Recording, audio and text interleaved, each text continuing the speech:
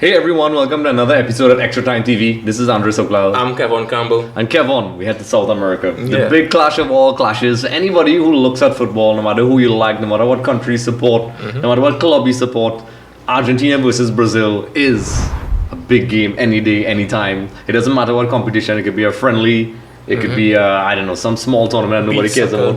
Beach soccer, youth level, senior level. It's always a huge clash. These guys are, no matter, love them or hate them, are the titans of football.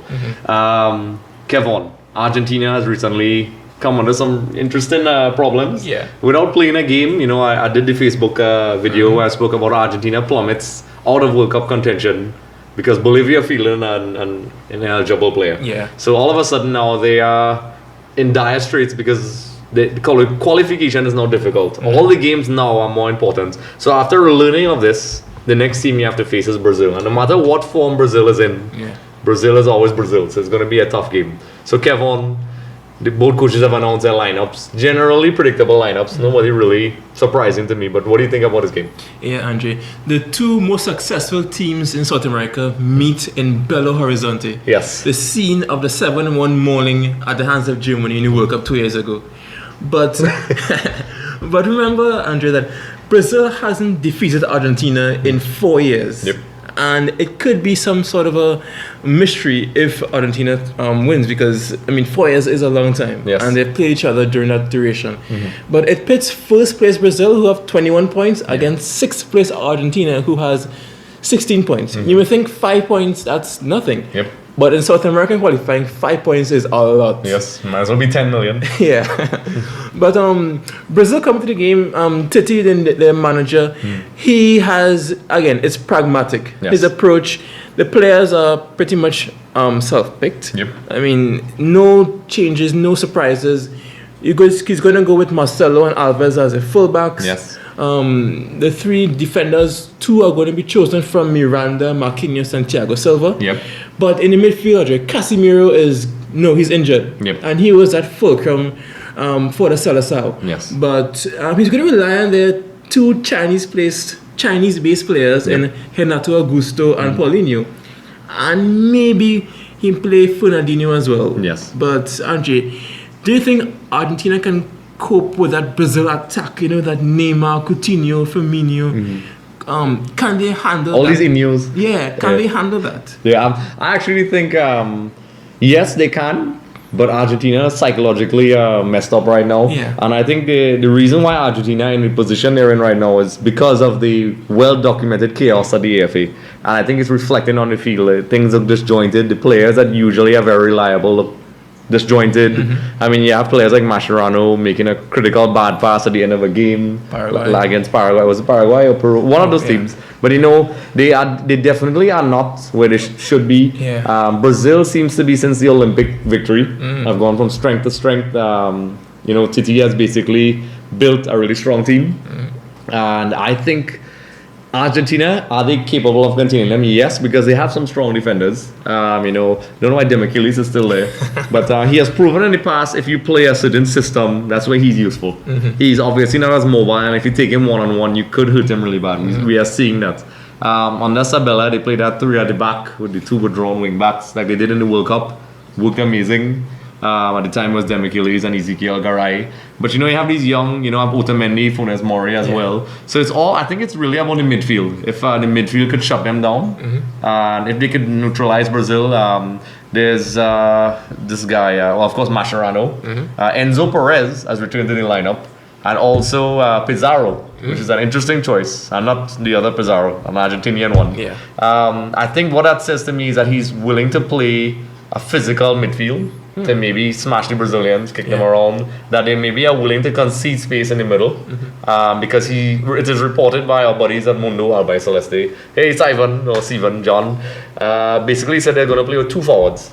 So basically it's interesting. Borza is trying all sorts of different tactics. So it looks like he's going to go with a 4-4-2 with Messi and Higuain in front. I think the fact that he is rumored, because they said that's what he tried in the training session, Mascherano, Biglia, and Perez, or maybe Pizarro, as a very physical counter for the Brazilian guys who are definitely in form. Because make no mistake, those guys are in form, they're clicking, their confidence is high. But as we've seen in football, when a team is in form, you think everything is going fine, bam, it goes down. But the Argentina, these players are familiar with Brazil. Yeah. I mean, after the recent the World Cup, well, it's not recent, it's way back in 2014. I actually think they can neutralize them, and I think the counter-attack is where Argentina will probably hurt them, because when the wing-backs push up, I think that's it seems to me that's Argentina's game plan. Yeah, I'm interested to see what Boza does, because in my mind I'm thinking he shouldn't do that. But in my mind I'm thinking you have midfield players like Banega and Di Maria. Yes. And if you play them ahead of Mascherano, you can outpass that pretty stagnant Brazil midfield of Augusto and Paulinho. Yeah. Let's face it, they aren't the most water carriers, basically. Yeah. So I would think that Argentina could have outpassed Brazil in the midfield, and they play their front three, maybe Messi, Pipita, and Kun. I would have done that. Yeah. And the back, I know Otamendi and Funes Mori are probably their first choice established centre backs. Yes. But there's no Marcos Rojo. Yeah. And maybe Emmanuel Mas may start. Still San Lorenzo guy. Yeah. He has been rumored in the training sessions from Mundo, who's our favorite Argentina guys. Mas, Mori, Otamendi, and Zabaleta. That's the back four. If Mas doesn't play, then maybe Facundo Roncaglia. Yes. I mean, he's been good for Celta. He could probably slot in there. Yes. But I would want to outpass Brazil, because Brazil's pretty stagnant, and Argentina has the players to do that. I mean, just going grit for grit, playing like Biglia against Paulinho. Yes. It isn't going to make for a good game. No. And I'm a neutral. I want to see a really good game. You're right. Yeah. So I would like to see the most skillful of Argentine players play in the midfield, and anything can happen. Yeah. But that's just me. Yeah, and the thing is, it's interesting because I think realistically that they technically have stronger players in the midfield. Yeah. But because of the situation Argentina is in, I think that's where the problem takes place, because now it's all about the result. Yeah. And Boza has to sit down. Do I go all gung-ho and try to get the results? Because he has the players to do it. When Argentina played Brazil, when Martino was still in charge, they did dominate, but their finishing was woeful. And in the end, David Luiz basically salvaged a draw for Brazil. So that squad is pretty strong. I think for whatever reason, I read that Pocho Lavezzi was recalled. He actually trained with the team last time around, but was not in the 23. So maybe he's going for familiar faces that were in Brazil. And they're playing in that same ground with the 7-1. So I think they want guys that are used to playing in Brazil under those conditions. So maybe he's trying that. I think he's being too cautious. Yeah. Maybe, I don't know, that's a smart thing to do, away to Brazil. Yeah. As an Argentinian fan, I could understand from an emotional perspective that he wants to be overly cautious. But as you said, I think they are more than capable of individually taking them apart. And I mean, no disrespect to Brazil, I think that player for player, right now at least, even though they're playing well, Argentina should be playing better. And the external factors of the corrupt AFA and is affecting the players. And I think that's why Boza is going for that, what seems to me as a cautious approach. Yeah, and this guy Prato, one of Boza's favorites, he plays in that stadium for Atletico Mineiro. So maybe that can be a telling factor. But Andre, I watched Messi over the weekend, and he was mesmerizing against Sevilla. Yes. So I want to see that Messi. I want to see that guy taking on players and creating space for the likes of maybe Banega to break or Higuain. I want to see that Messi. I want to be blown away on Thursday, because this is a game I'll be glued to the TV looking at, and I can't wait for it. Because the stakes are really high. I mean, whenever Brazil play Argentina, it's always high. I don't care what it is, I would love to watch that game. And neutrals agree. But I mean, the stakes are high. Argentina, in a lot of ways, another factor is Brazil are doing okay. They were struggling, and now they're on top.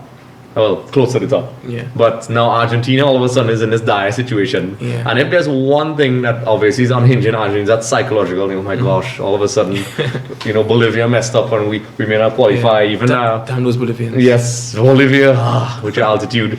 But Boza even came out and said that he's worried about qualification, which is something I don't think a coach should say. Yeah. A lot of people are heavily critical of Boza. I like him. I followed him before. A lot of people are saying, including on Mundo as well, there's interesting discussions there, check it out. I'll put it in the link below. That they're saying that Boza is a knockout specialist. When you get him in those situations, that's where he's really good. He'll win you a tournament. But in the league format, which is South American qualifiers, is where he's struggling. And I think it's not entirely fair on Boza. I think Boza inherited a team that is in complete chaos. Not because of the players, but because of the background. Don't ever underestimate how powerful that is. Brazil had that same problem. So Borza needs to win, but an interesting question. I was going to end it off, but I have to ask you this. A lot of people are saying if Borza doesn't win this game, he's gone.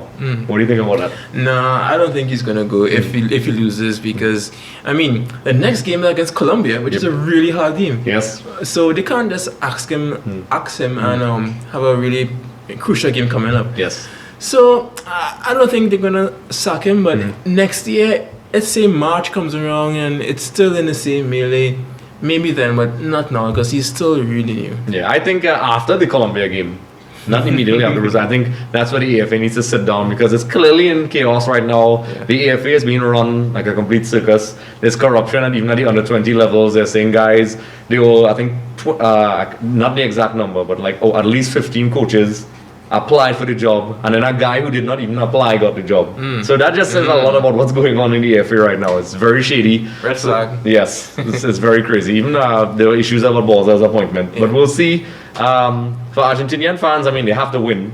I mean, maybe get a draw and then win against Colombia will calm some nerves a little bit. I think they can, and I think their biggest enemy right now, which is Argentina, is psychological. I think Brazil will go into the game relaxed, which will benefit them. I hate to say this, but I think I could see Brazil capitalizing on the psychological stress Argentina are going through. We've seen Argentina buckle under pressure before lately, and I could see Brazil maybe, it'll be a very close game, and Brazil eventually capitalizing on some nerves. But Argentina have this squad. They have a Messi that looks like he's motivated again. He never was unmotivated, I think. But Argentina have the squad to win. But will they win? That's a question I think is all down to their mind. So Kevin, how do you think the game is going to turn out? I think that this guy, Gabriel Jesus, yes, he has 4 goals in 4 games. Yes. I think he's going to score. But I'm going to go to 3-3 draw. Ooh, wow, because that's very specific. Because that's what I want to see. But I see goals because Argentina, they need to come out. They need to get as much point as possible. And Brazil didn't want to have another bad result in the stadium. That's another pressure as well. And there's that. Not forward line. So I'm seeing goals, and I would like to see a 3-3 draw. All it makes me sick to my stomach, and I'm probably going to cry myself to sleep tonight.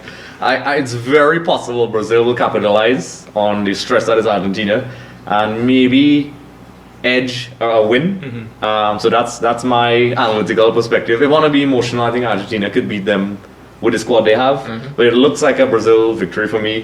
Very narrow. But it's definitely going to be a game where Brazil is relaxed, as I said before. Argentina is under real pressure, and they have shown in recent years when the going gets tough, when it's crunch time, that they, for whatever reason, they tend to buckle. And with the situation that I keep talking about, it looks pretty grim. Now, if they win, well, that's great. So that's my thoughts. I hope I'm wrong as an Argentinian fan, but from an analytical perspective, it looks scary. So we'll see how it turns out. Leave your comments in the comment section below. Whether you like Argentina or Brazil. Even if you don't, it's a Classico of the world. It is. Yes. So let us know your thoughts. Who do you think is going to win? Why? Do you think Messi is going to score a hat-trick? Who knows? He's very much capable of it. Yeah. Is there going to be another 7-1? Maybe Argentina 7, Brazil 1. Who knows? One of our crew is a Brazilian fan. Yes. So he'll definitely give us his thoughts after the game. So let us know in the comment section below. So Kevin, where can we find you? You can find me Kev868 on Twitter and Instagram. Andrew? You can find me at Andrew Sokol on Twitter and Instagram. Make sure to like and subscribe to our YouTube channel, and also like our Facebook page. Because when you do that, you qualify for a chance to win tickets to the upcoming World Cup qualifier between Trinidad and Tobago and Costa Rica, because apparently we can't say Soca Warriors anymore, which is something we'll talk about in our next show. That's a cliffhanger. And you can also qualify for a chance to win FIFA 17. Yeah, also leave comments, leave questions, because we answer them all. Yes, do it. Yeah. No. Okay, everyone, and don't forget, if you like and subscribe our YouTube page, Extra Time TV, you instantly qualify for the opportunity to win 2 tickets to the Trinidad and Tobago versus Costa Rica on November 2016.